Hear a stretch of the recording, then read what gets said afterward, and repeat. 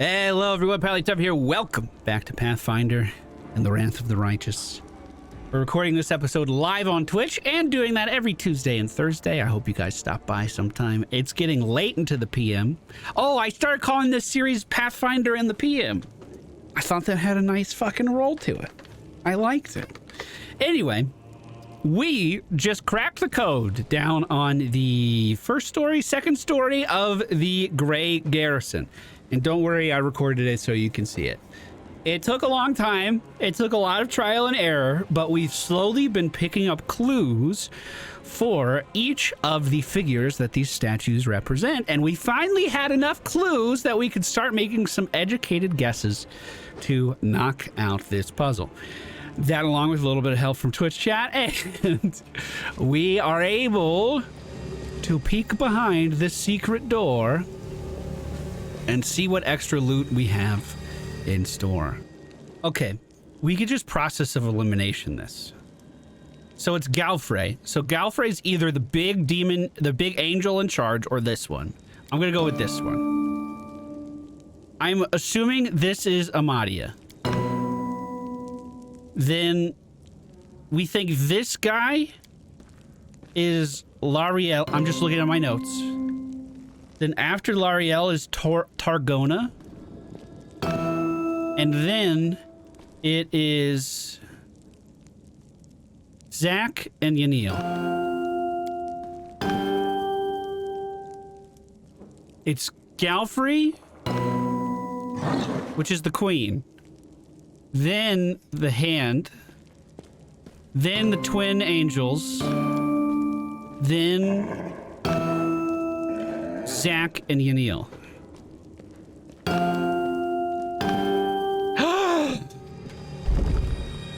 Oh, that was hard. And I had a lot of help and it was still hard. Not starting off super strong. We have a few spears here. That's pretty lame. I did rest. The party has gotten all of their spells back, and I kind of have a feeling we're getting close to the end of this area.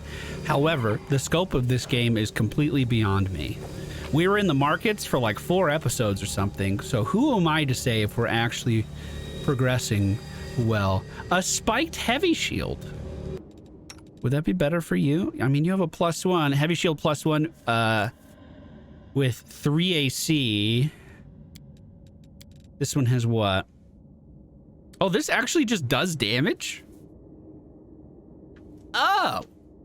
Would this be like a multiple weapon thing? Bro, it's 20 pounds. I'm leaving it here. We're gonna keep that right there. That's not coming with us. That's interesting, though. I like the idea of having, like, maybe a fighter that hits with a sword and then bashes with the shield. I think that would be really engaging, actually. We see some long spears strewn about. Another shield, another flail. This flail's cold iron worth 200 gold. We're taking that. And apart from these weapon racks, we are seeing one of the... there's a chest. A falchion! Unidentified. It's a cold iron +1. Nothing too exciting. Masterwork hand axe. I don't think this is anything I'm going to use so far.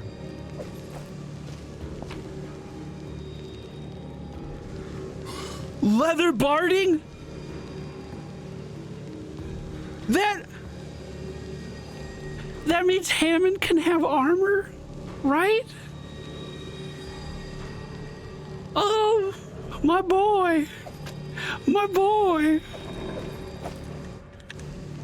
Does it show up like that? Does it show up like horse armor? That would actually be hilarious. Oh, Hammond, are you hurt? He's just bloody. He was rolling in some stuff. Nothing to worry about there. I also picked up something else and I didn't see what it was. This +1 leather barding increases animal companion base speed by 10 feet and grants it 1 additional attack of opportunity. That's actually incredible. That is so perfect. And that brings Hammond's armor class up to 28. And look at it, it showed up. It showed up. Oh, I'm just pleased as punch. I think when he levels, not level up again, I guess it'll be one more level up, we'll be able to start riding him in combat. I don't know if we're going to do that because it seems like it's going to put Liz in a lot of awkward positions, but that's pretty exciting nonetheless. Give me a quick second. Let me get the party ready. We're going to head upstairs. And then it seemed like there was a very clear path forward. It was an amulet that I got. Okay, I'll look at it. All right, the door is open. We are above the massacre that was happening in this square. And it seems as though... Why did you drag me here, you wench? To mock me one last time? Go on, finish me! Drink my blood, devour my soul! Just get on with it. Let me die at last. Our poor little dwarf, he's having a teleporter accident right now. Staunton lies on the floor, wounded and glaring at Minagho with loathing as she leans over him, struggling to speak. Through his cut lips, the dwarf rasps. Staunton, light of my life, don't be so silly. I could never hurt you. I brought you away from the battle to save you. My love, you don't belong in this grubby city where everyone hates you. Is that... Come away with me. You know I have always loved you. Did we talk to him about Minagho in any way? Is this real? Did they actually have a thing for each other? I just keep looking over at Hammond, dude. He looks so fucking sick. I'm so happy. The Lilitu caresses his face, and the soft glow of a healing spell closes his wounds, so she healed the dwarf. You lying filth! You have the gall to say that to my face? But it was you. It was all you. You're the reason I lost everything. You're the reason why everyone despises me! So it was me who brought shame upon you in front of the people you called friends? It was me who mocked you year after year, spat on you, forced you to do dirty, demeaning work like you were a drudge, and not the bravest of knights. No, it was all of them. The Crusaders and their witless queen. If you remember the day Dresden fell, it's almost better. I asked you to be its new ruler. You refused, of course, you and your principles. But look what's become of you. We did talk to him about how he was kind of an outcast, and he was in that Suicide Squad thing. They have another name for it, but that's basically what it is. They talk about love, but they are really talking about a terrible disaster, like an earthquake, or a hurricane, or a shipwreck. Yeah. I'm sorry to say that there is truth in the demon's words. The Crusaders really have treated him terribly. I say this as a criminal who has been forgiven by other knights of Iomade. But like all demons, she has built a mountain of lies and deception upon this one grain of truth. Interesting. My offer still stands. Come away from here, my love. You will rule Dresden as a king, and I will be your queen.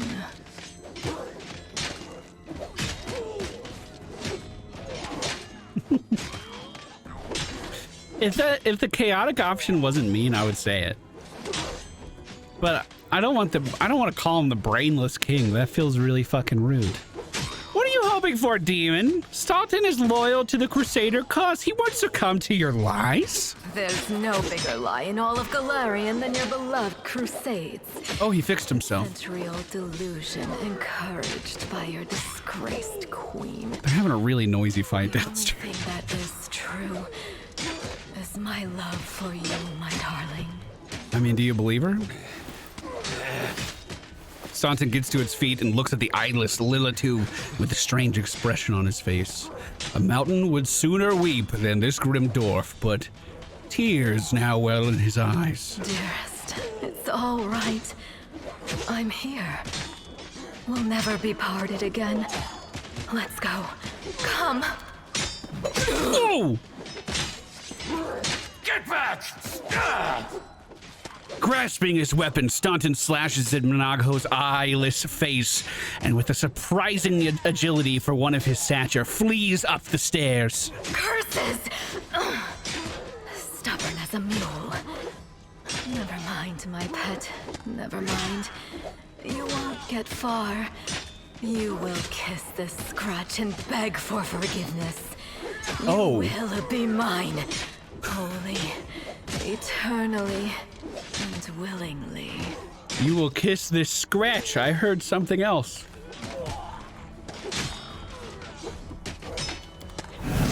Oh, she's teleporting upstairs.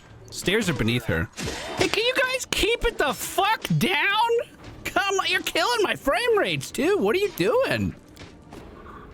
After a brief intermission where I restarted the game just to get some frame rate back, we were sitting at like 16 when we walked up the stairs. We're at a nice 40 now.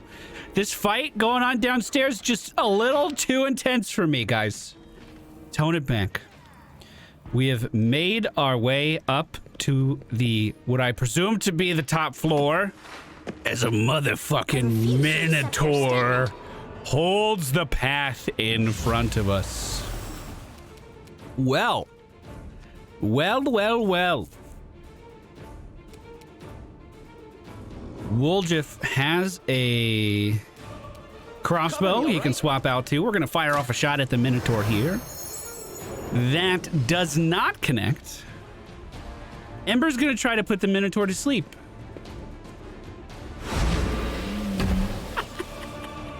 You gotta be fucking kidding me. You gotta be fucking kidding. Did they keep you up too late, little minotaur? Oh, did you have too hard of a time walking through a labyrinth or something, my dude? Hammond moves up into melee range and will coup de grace next turn. Spread everybody else out. Hopefully he stays asleep at least for a little bit longer. Oh, can you do it? Nope, out of range. All right, take a step back. All right, first actual round of combat. We're going to move everyone behind Hammond, so Hammond can go first. That's the plan, and I'm sticking to it. The order after that doesn't really matter, but let's put Lan and Woljif next, because they can do a shit ton of damage. Coup de grace!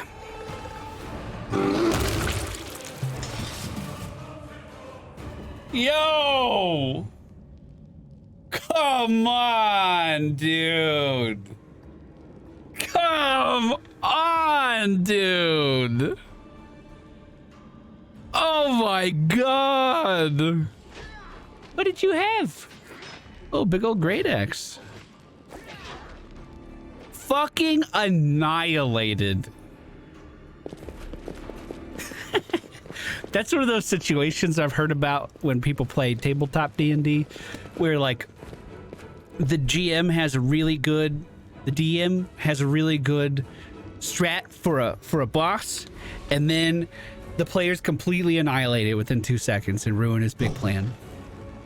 Lord check. I think I did it. The unholy symbol of the Discari, the demon lord who attacked Canabras, drawn in human blood.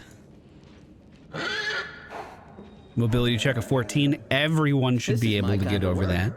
Woljif is the one who steps up to do it. The warding stone. Presented in front of us. No sign of our dwarf friend just yet. This way. That's one big stone. No doubt about it. The city's greatest sight. Before it was tossed here, upside down, that is. Lan said that as we moved up. Is Hammond wearing armor now? We literally just looted it. We solved a puzzle. Is this a situation where I can click on the door, but everyone's being really weird about clicking on the door? Door won't budge. It looks like it's locked from the other side.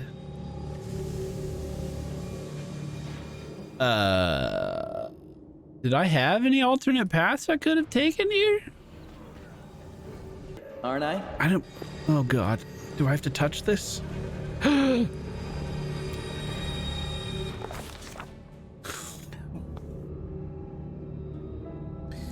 Oh, no, I'm scared. Okay. Upon entering the chamber where the vanquished Wardstone resides, the Crusaders would have expected many things. An ambush, deadly spells, or a horde of enemies. But not an empty hall. Still and silent, with no Minagho or her henchmen, only the obelisk and glimmers of light dancing on the dirty floor. But then again, all is not as placid as it seems. Liz once again hears the seething choir. This time the voices sound louder, more insistent. One step, another, and suddenly Liz sees the Wardstone. Not as it was a moment ago, but somehow completely different. It is no monolith emanating light. It is a cage made of pure energy. The place where Daskari struck looks like a festering wound from which tendrils of dirty red and purple darkness creep throughout the entire artifact. And there, inside, two hosts of flaming warriors are locked in battle. One is light, the other blood red. But they are waiting. For what? I'm going to hearken unto the Light Warrior's words. The Light Warrior speaks of duty, service, and sacrifices made. Their words reveal the truth of the Wardstone. Each one contains a host of angels, volunteers from heaven, who committed to this indefinite imprisonment of order in order to guard mortal kind from the demonic threat. They make no complaint, they ask for no easing of their burden. If the goddess and her herald offer them the same choice again, they would consider it the ultimate honor and sacrifice to their freedom for the cause. So there's just angels that live in each of these Wardstones that are just kicking demon butt all the time? Or are they fighting demons because they're trying to break the Wardstone currently? The angel knows Daskari's evil plan. When the last of the Light Warriors falls, the Wardstone will become a deadly explosive that will destroy everything around it, and the other obelisk in the chain will meet the same fate. The Light Warriors pray for help. They plead for someone to strike down their fallen brethren. Those who succumb to the demonic corruption are already beyond salvation. But if they are stopped now, it will allow the Wardstone to heal and the Light Host to continue his duty. The crystal chisel discovered in the ruins of Canabris is the ideal weapon for the task. It will cut out the corruption along with those who have succumbed to it and restore the Wardstone to its full power. The eyes of Aeon, until now slumbering peacefully in the heroine's soul, awaken. They urge the heroine to look upon the Wardstone through them. The Aeon's eyes wish to see. If I hearken to the Red Warrior's words, is that going to mess up anything, or are we chilling? I want to know what they're thinking too, if it's okay. The Red Warriors speak of pain and lies and disillusionment. Their words reveal the truth of the Wardstones. The barrier surrounding the ward wound is built on the bondage and suffering of countless angels. Every injury dealt to the Wardstone these angels experience as physical agony. The pain is driving them insane. Deceived by the hollow platitudes about duty and service, they suffer torment day after day for the sake of ungrateful mortals who do not even know their names. Enough! The Red Warriors know that their blades, now turned against their former brethren, hasten the triumph of the Daskari and his servants. Once the Wardstone has been wholly conquered by corruption, it will become a deadly weapon under the demon's control. Some of the obelisk's prisoners beg for freedom, while others pray only for death. But they all agree that this existence is unendurable. The crystal chisel discovered from the ruins of Canabris is the perfect weapon for the massacre. I cannot force open the door for those who wish to escape, but I can destroy the Wardstone along with its prisoners, willing and unwilling. None will be able to claim victory, but all will be gifted a merciful death that will end the suffering once and for all. Okay, recap of the situation, just to make sure I'm getting a clear picture here. Inside of Wardstone is an angel that feels all of the pain and suffering that the Wardstone has done to it. And they are in a constant battle against evil for the entirety of their service time to keep these Wardstones safe. Many angels, lots of angels. And then the Red Warriors, are they angels that feel as though they were tricked? Or are they some other kind of entity in here? An eternal suffering into the name of duty. Correct. But the angels who are all about like service and servitude are just locked in an eternal conflict with them. Inside is a bunch of angels and some have turned evil. Okay, that's good summary. You summarized that way better than I did, actually. Well, let us look into this with the Aeon's eyes. The eyes of the Aeon pierce through the essence, matter, and time, and reveal the truth of the Wardstones. The stones are just as much a perversion of the world wound itself. The demons are not of this plane, but this did not give Iotame and her herald license to disrupt the balance still further. By imprisoning untold number of angels in stone, a crime committed in the name of good does not offset those committed in the name of evil. It only multiplies the harm done to the cosmic order. So that just means that even though the world wound was a good thing that keeps a lot of people safe, it doesn't mean that it's a good thing for everyone, because there's angels inside that are suffering. There it is, the fate of two angelic hosts, faithful and fallen, and the fate of Canabras, perhaps even all of Mendeleev, now rests in the heroine's hands. How will she proceed? Whatever this crystal chisel may be, it's powerful. Its power is great indeed. It can destroy the stone along with its inhabitants, or it can mend it by killing the angel defectors within. What it cannot do, alas, is free those who wish to escape and keep the stone intact for those who wish to remain. The Aeon's eyes perceive a solution to the goddess's tinkering, one that will cost no lives.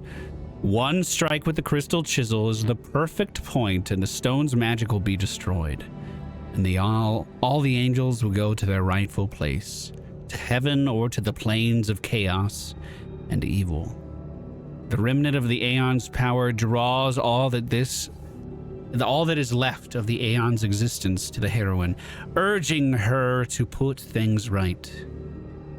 But somewhere deep within the heroine's soul, the familiar ire seethes, endless rage, unbridled hatred. What will happen if it is unleashed here into the stone? Oh. What do you guys think? I know what I want to do. I don't think you're going to sway me at all. But I am curious what chat's opinion is. In Liz's story leading up to this, she had a moment where she called upon the angel's weapon and showed it to everybody. She also had a moment where she called upon her demonic rage, and it was very successful. Then as we were leaving the underground area, Liz tried to call on the angels for help, and it was a dire moment, and they ignored her. Dude, okay, so the way I see it, these Wardstones are important for society across the globe. They are what make day-to-day life happen for us, and it's protecting, maybe not across the globe, but this whole chain of Wardstones is being there to keep literally everyone safe. And the angels that signed up to be in there They wanted to be there. It was their duty. And they said they would gladly do it again. Who am I to tell angels not to sign up for a thing they want to sign up for? And then, oh, some of them didn't like the job they signed up for, huh?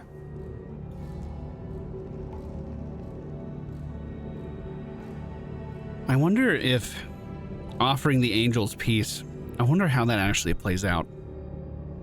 I'm not gonna demonic rage this thing. I'm not calling on the Aeons. I'm not some all balancing wannabe motherfucker. I'm a druid nomad. I just want to get back into the world without it being nuts.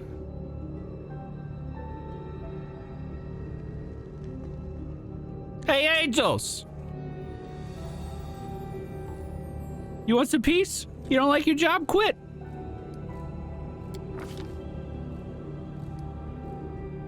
Let's also remember Liz has great persuasion. Liz addresses the furious Red Warriors, not in words, but in her intentions and aspirations. The torment wearied angels see compassion in her, but also a promise of rest.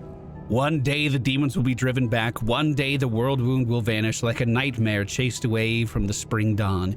One day the sky above Canabras will once again gleam a dazzling blue. When that day comes, the Wardstones will no longer be needed, and the Angels' watch will be at an end. Overcome by this vision, the Red Warriors drop their weapons. With bowed heads, they say words of farewell and fall into a deep sleep.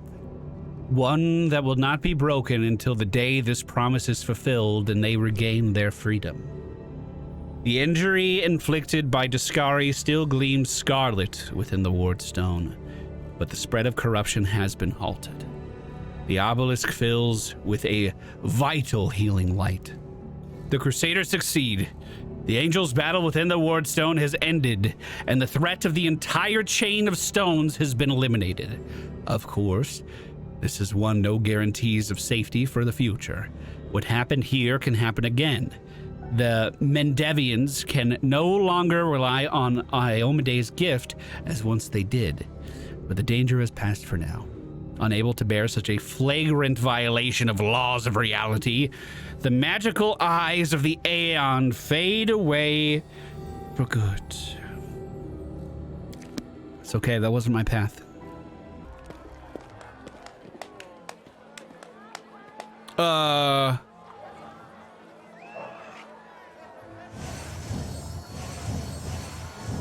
Are we having another party, or is this before?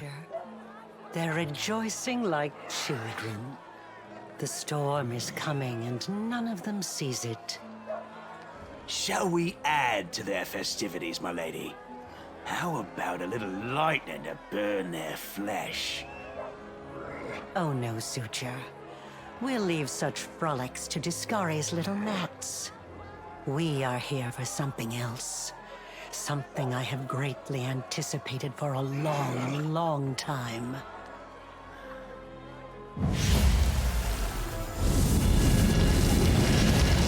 She casts invisibility. No, disguise self.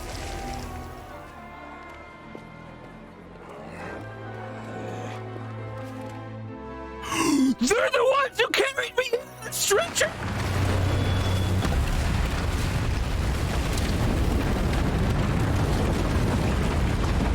What the fuck?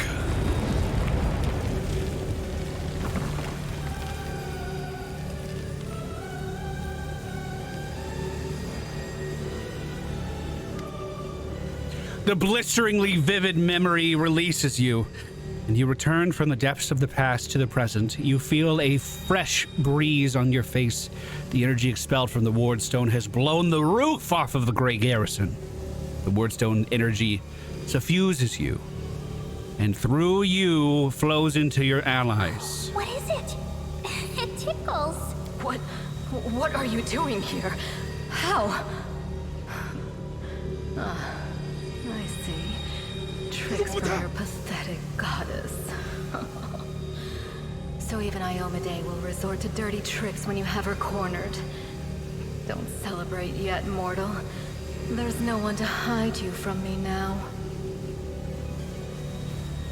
Tech TV, thank you so much for the Twitch Prime. How did Minagho get here? She doesn't rush into the chamber. She has been here the whole time, but an unknown spell has stopped you and your enemies from being able to see each other. Look, you're already wounded. Pathetic mortal. I'll have no trouble finishing you off now. You'll die anyway. Looking down, you notice the wound in your chest has opened again and is bleeding as if you were hit by a sword. But there's no pain. All you feel is power filling you. Right before your eyes, the edges of the wound start to join and heal until it closes fully. Minagho's face twists into frustration as she said, "You'll die anyway."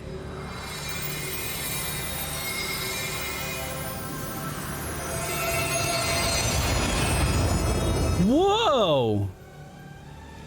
The demoness looks formidable with her entourage around her, but her threats ring hollow to you now. You look at her and feel the titan like a titan looking at an ant. Whoa! Overwhelming, all-conquering power fills you. What a little demoness, those irritating hordes of the abyss. The gods themselves are only your equal now. I like the chaotic option here. As Liz feels all of this power overtaking every part of her being, she looks at Minagho and says, "Oh, now we're gonna have some fun. Fun for me anyway. I don't know about you." We'll see who's having more fun when I've got my claws in you. Your goddess sent you to die. You think that's a victory? All you've done is postpone the deaths of all the other mortals. And not even for very long. But your wait for death is over. You won't see what I'm going to do to your little friends, because I'm going to kill you right now. I don't know about that. I don't know about that. Okay, so did all of my friends also feel this power as well? It looks like they have a buff. Mythic power. That's what I like to see. Is this a flat-footed round? It is, right? Okay, so I'm not going to bonus attack. Okay, what have we learned about these demons throughout going through here? The Brimarax cast Fireball, and my entire party is grouped. I think we focused the Brimarax. You crossed the wrong mark. 20 damage! What was that AoE? We're then gonna do a Burning Arc on the Brimarax again. Minagho is going to... She's already buffed with mage armor. Honestly, I'm gonna keep focusing these fucking... I don't want any fireballs coming from my party. But that's pretty good fireball if I could throw it at them. Who gets hit by that?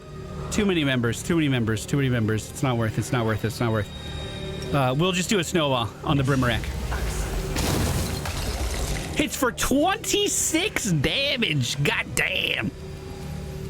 Seela's going to charge forward on the Brimarax. Ooh, that's a lot. No, she's not going to do that. I changed my mind. That was way too many attacks of opportunity. She's going to cast Smite Evil on Minagho. Oh, shit. That feels super fucking good. And she's gonna walk up with no hesitation. Woljif fires off a crossbow shot. What the fuck was that? Did I just kill my boys, dude? Did I just kill the guys that walked through here, or were those bad guys? I didn't even notice them there. Yeah, I'm sure it's fine. Haven starts chewing on this guy. What the fuck? They're like pulsating damage. Every fucking swing he does is like insane. Mary's just gonna watch from the back. Liz, takes this opportunity to insult Minagho.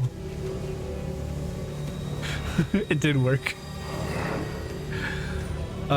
Is this Lan's real turn? We're gonna bonus action. Oh, that's not what I meant to do. I spent an extra key point on accident. You won't survive me. But it was worth. It was worth. Oh my god! Yo. That shit's getting nuts. Land's getting nuts. How long until I'm actually this powerful all of the time? Let's make land bigger. Look at that! Oh. I believe I see what's happening. Hammond was much bigger when he was in front of the Wardstone. When he moved away from it,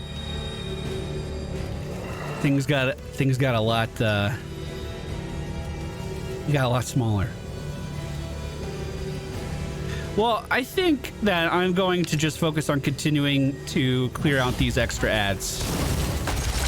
So there's a nice snowball going to finish off one of the demons on the side, and now all of our enemies are kind of in one location here. Minagho dashes to the side and casts Wave of Fatigue. Sela, after having that happen, takes one swing at the demon next to her. Inheritor, guide my blade. Oh. Oh.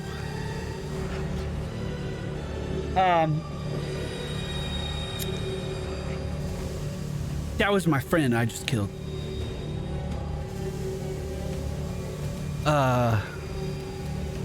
It was an accident, though.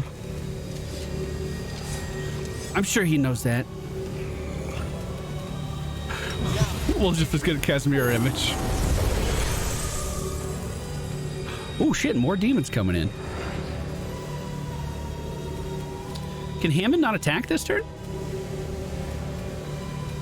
He can't attack any of the new stuff. And it doesn't look like he's gonna get attack of opportunity either, so get him in there. 27 damage done to the demoness. As her reinforcements turn to face Hammond on his side, he has not taken any damage. Oh fuck, an incubus in the other corner. I actually want him dead now. Mary's going to move up the side towards Sela, do an attack. Once again, just billowing damage out of the side after it. Let me check something.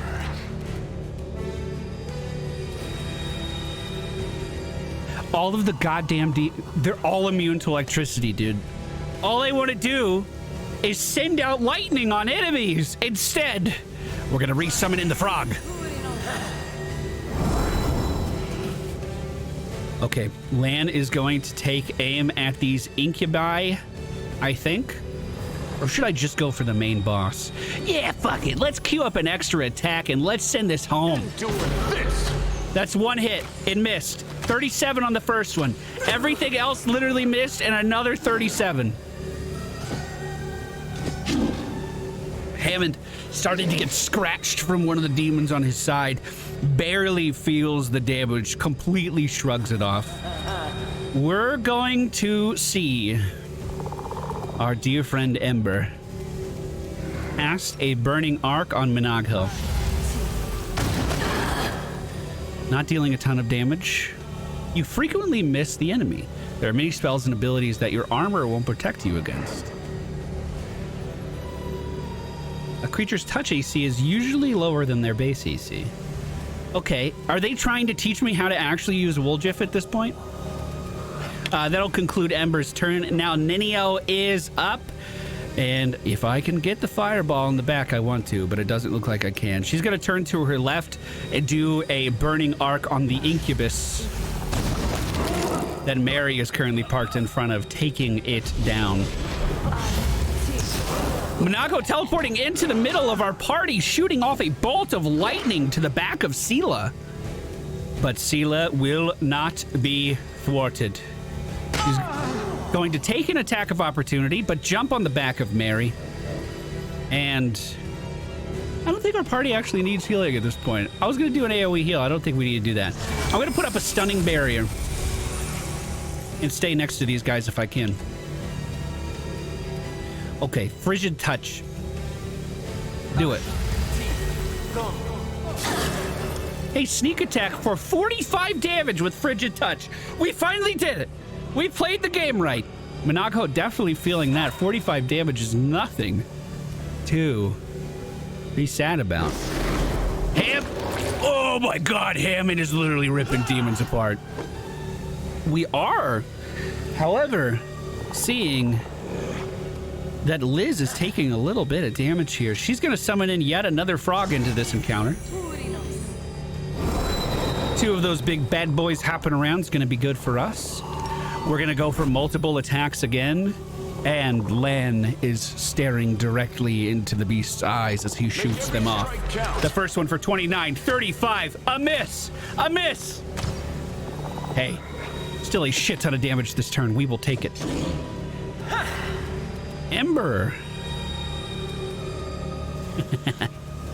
turns around with point blank on, looks directly at Minagho and fires off a scorching ray into her stomach.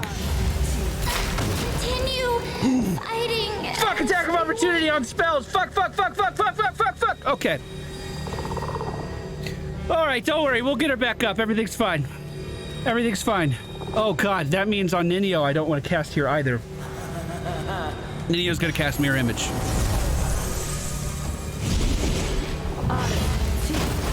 Minagho teleports out to the side, casting a huge fireball.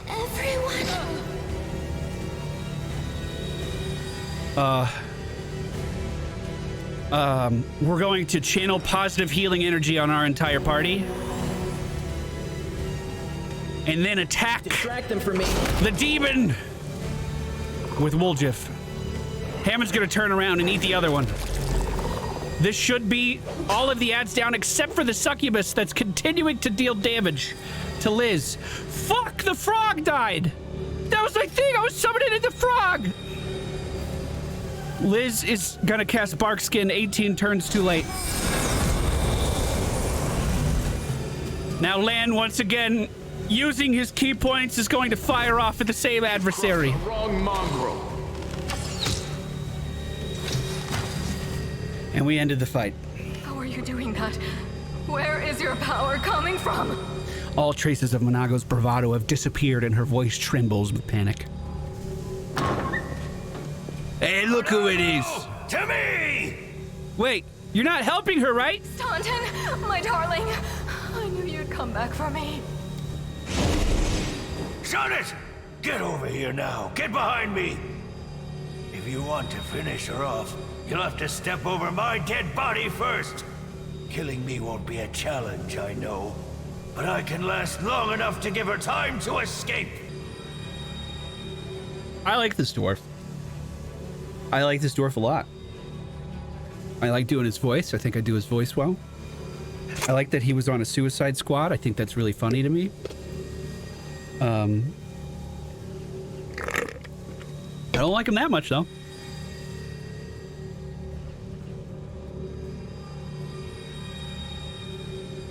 Staunton, this is your one fucking chance. Don't do this. Your one fucking chance. You understand me? Don't do it? And why not?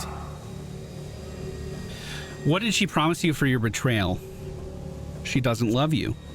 Demons don't know how to love. I'm half demon. You still have a chance to redeem yourself. If you betray us, I'll get you, and I'll make sure your death is far more quick. Far from quick.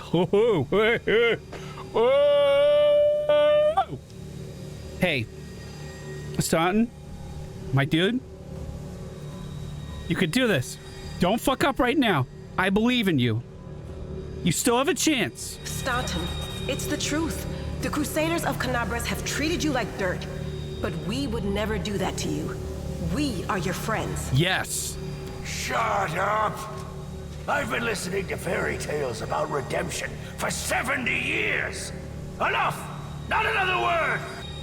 I don't believe once a traitor, always a traitor. However, what did she promise you, Staunton? What is going to make this worth it? He's probably going to say nothing. Fuck. He's probably going to say nothing. He just wants to be treated well. Demons don't know how to love seems fucked. We've established friendship. Obviously torture him now.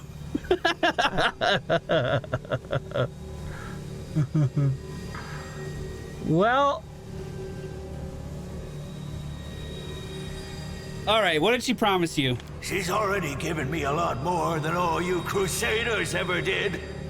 Compassion, understanding, kind words. So what if it's a lie? I want to believe her lies. I've had it up to here with yours. Your lies about forgiveness and redemption. You're hurting yourself, just so she can hurt you even worse later. And all that so you can feel hurt until the day you die. You're awfully silly. Tell it to him like it is, Ember. I know, girl, but it's too late for me to learn any different. When I die, pour one out for the old fool. Enough talking! Minagho, cast your spells and get out of here! I'll hold her off. Quickly, before I change my mind! No, my sweet, I won't abandon you. We'll leave this place together, and we'll go where we can be happy. Go! Let me finally... God damn it all! Let's go! Staunton clenches his teeth, swallowing the rest of his words. Panting, he looks between Minagho and you, and then back again. At last, the dwarf nods. Well, okay. The demon and the traitor vanish in a magical blaze. You know, I'm glad I didn't threaten him. I was really thinking about it. But I like that guy. And, he's just trying to follow his heart. He doesn't want to be picked on no more. You know what I'm saying? You feel the energy throoming through your body and soul start to fade. It doesn't leave you, it hides somewhere deep down, leaving behind a small amount of incredible energy, as well as the understanding that you will one day master that inconceivably huge power. You've gained your first mythic rank as a mythic hero. This is like a whole nother level up tree, right? Oh, there's a lot of stuff on the ground. Hey, are we about to head home? Because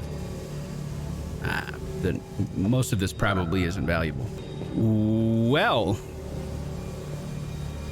it looks like some of the tieflings are still alive.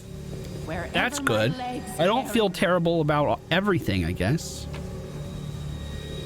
And with that, our party goes to the door and returns home after successfully defending the Wardstone and the Grey Garrison and keeping everyone alive a little bit longer. Oh, they're throwing a party. I would too.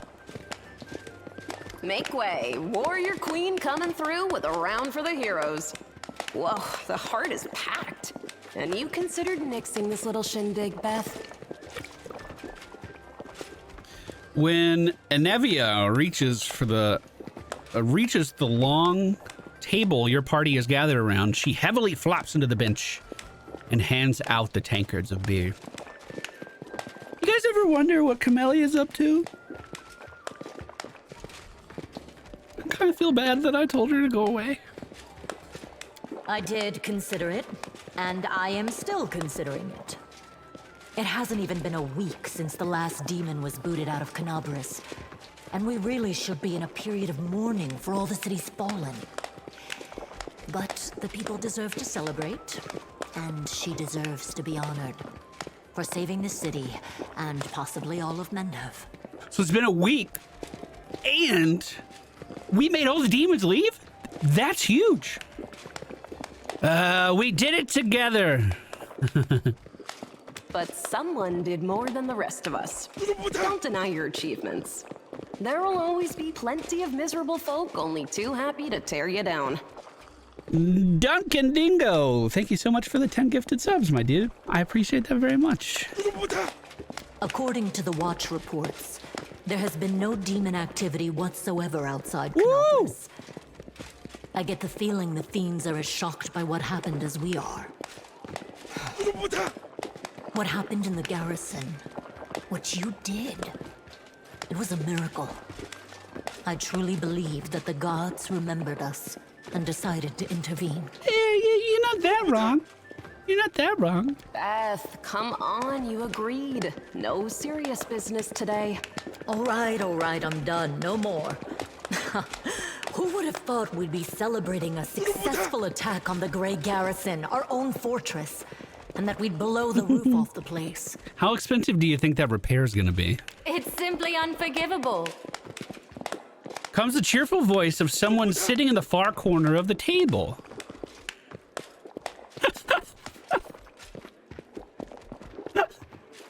I saw the funniest animation. Let me see if I can get it on camera.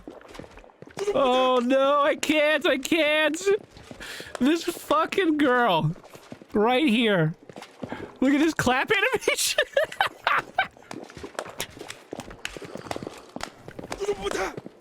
I like it. All right, who said that? While we're on the topic of the roof, there's already a rumor going around that you have been blessed by Iomade herself.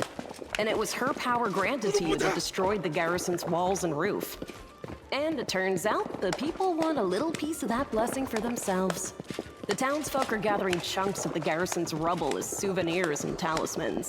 And I'm sure they'll hit the black market soon enough. Oh, yeah. Here, breathe on this for me. For good luck. Breathe on the stone. We all need as much luck as we can get. Nice. I'll put it on display at home. That was nice. Or maybe I'll make a hole in it and wear it as a pendant. It sounds less nice now. Nevi! What are you on about now? What do you mean? Do you see many people at this table who've been personally blessed by Iomade herself? Well, a couple perhaps. Says the same mirthful voice that joined in before. Iomade's blessings are not conveyed through stones, and as public officials, we really shouldn't. Who's this? Public officials really shouldn't. Arabeth looks to the end of the table where the voice originated, and her eyes widen as her words trail off. I feel a little chastened after what you said about public officials. But I myself have acquired a few pieces of stone and also wish to ask our hero to breathe on them for good luck. So, what now? Are you going to toss me out of this fine establishment? It's Queen Goffrey! The woman dressed in unshowy finery raises her eyebrows. Your Majesty. Yes, it is I. I made the journey here to deduct the cost of repairing the garrison roof from your salary. We have not been introduced. Galfrey of Mendev. I feel like it's kind of chaotic. I'm gonna go with number 3. The rumors of your beauty were not exaggerated, and kiss her hand. Thank you for the compliment. So, this is what she looks like. The one all Mendev is talking about. News of your deeds reached me even before my messengers could. Your Majesty, we were just... I'll have them arrange. Calm yourself, Commander. I deliberately came here without any fanfare because I did not wish to draw attention away from our honored heroine here. My personal guard and the force I brought with me are standing watch outside the city. I ordered all of your sentries to stand down. They also deserve a break. Every person who tirelessly fought to save Canabras will enjoy themselves today. And my reinforcements will ensure peace and order. Will you be joining our celebration, Your Majesty? Please, don't Your Majesty me. We are in a tavern, not my court in Nerosian. Address me as you would any comrade in arms. All right, you motherfucker. Concerning the celebration, as you can see, I already invited myself. I couldn't pass up the chance to meet the new heroine all the Crusaders are talking about. And soon, not just Crusaders. Well, you know, we all need some rest. Because grand new deeds lie ahead. True. Yes. Your Majesty, my dear cousin. Oh, yes, the Count. Count, I admit I was surprised to learn that you valiantly joined the ranks of the city's defenders. Pleasantly surprised. I live to please you, my queen. My first thought when Daskari cruelly robbed us of noble Terendelev and half of Canabras' crusaders in one fell swoop was of you, my queen. and of how these events would weigh heavily on you. No one could have foreseen the demon attack, and we have so successfully held the defense here for 4 heroic crusades. I know there was a lot of people in chat when we recruited this guy that really liked him. But I love my party composition. I think it's such a nice balance. It fits my playstyle well. It's very magic heavy, I will say that. But like, I like everyone's personality a lot.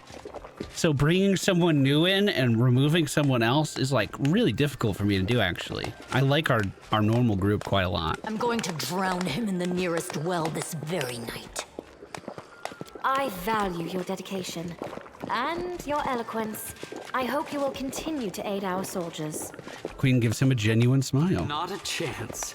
You know that I am not made for the front lines. Excellent bash, but alas, I really must go. That's an orc. Important matters to be getting on with. A new shipment of wine from Keonan, and 3 beautiful creatures of the same provenance. But I will most assuredly come to say my farewells before your army departs on its campaign, which, wherever it may lead you, will undoubtedly be crowned with victory. I shall hold you to that, Count. And now, allow me to devote some time to the heroine of the evening. Liz sits up straight. I did not come here solely to give you this chance to celebrate. But all serious discussions and official announcements can wait until tomorrow. I have big plans for all of you. Especially for you. But I want to keep you in suspense for a little while longer, so I shan't say another word. Let us mark this victory. My first toast is to you, the hero of Canabris. Now, what are we drinking? Lemonade. The burning city has been completed. The fires of Canabris have died down. Now the army's path leads to the walls of Dresden, a fallen citadel that the Crusaders have been trying in vain to reclaim for 70 years. The new piece on the board might give their efforts some added momentum. Oh, very well.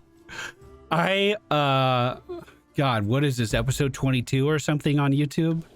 I just got my 4th achievement in this game. That's a long-ass time in between achievements. A long-ass time. Why was it auto going somewhere? Oh. Is that her next to Erebeth? They're talking about me. The queen is coming! The queen! Everyone kneeling down! Rise, warriors.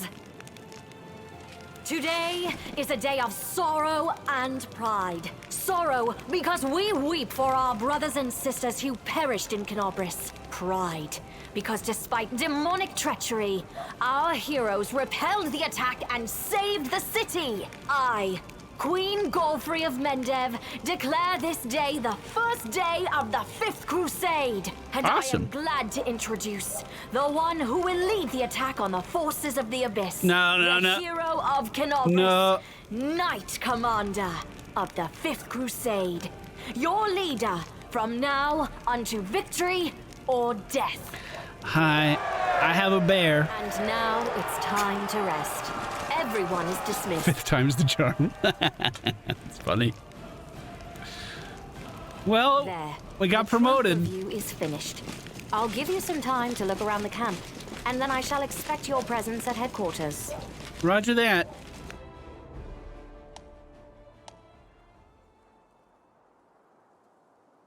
Which is better than the ever-burning torch. Interesting. Commander, please allow me to join you while you inspect our encampment. All right. That's going to be a future me problem. I can be a mythic hero, but I can't pick a subclass yet. Interesting. Interesting. That's going to do it for tonight's episode, everybody. Thank you so much for being here. I hope you had a great time. Not only those of you that are watching live, but for those of you on YouTube as well. Our Pathfinder in the PM episode is coming to an end. Hey, please remember, November 6th, we're doing a 24-hour live stream to raise money to help sick kids. Twitch.tv/MFPallytime, raising money for the Arnold Palmer Hospital in Orlando, Florida. And very much looking forward to it. Need to figure out my sleep schedule before then, though. Really got to figure that out. Take care, guys. Hope you enjoyed. See you again soon.